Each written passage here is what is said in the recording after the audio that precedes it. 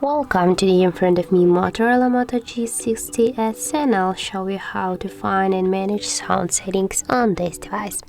So first you should go to the settings application, and now just tap to the sound and vibration. Here you'll see the media column, ring notification and alarm volumes panels, and just to change the volume, for example, of your alarm, swipe this dot with your finger to the left or to the right side by this way.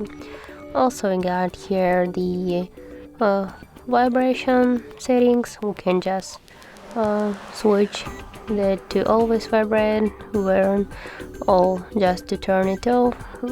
Also we got here the audio effects. You can just settings them. Also got here the don't disturb mode. You can turn it on or turn it off. Now we'll go to the advanced options. Here we got the phone ringtone sections. We got 2 slots into this device, so we can just select 2 different ringtones from each SIM card. So we got here the with the notification or alarm sound. For example, we tap here, and now we got the aux again. You can select another one. Also you can just turn off the alarm sound, or also you can add here the custom alarm sound by tap here on the plus. Now just OK, tap to OK, and as can you see, we just changed the sound. Also got here the dial pad tones. They are turned on just right now. I'll check that.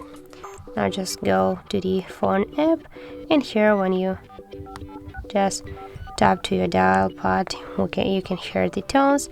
Also the screen locking sounds when you will just lock or unlock your device. We can hear the sound, the charging sounds and vibration, the touch sound. Now I'll just turn it on, and now when I just open the app, for example, or if I'll just go back, when also just when you just tap your screen, you can hear the touch sounds. Oh sorry, now we'll go back, and so the touch vibration, by the same way you can feel the vibration.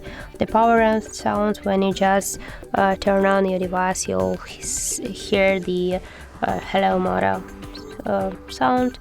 The outgoing call vibration, also you can pick up to silence your device. Or here we got the media control. You can just adjust your volume with the power up or power down key. So that's how it looks. If you found this video helpful, remember to leave a like, comment and subscribe our channel.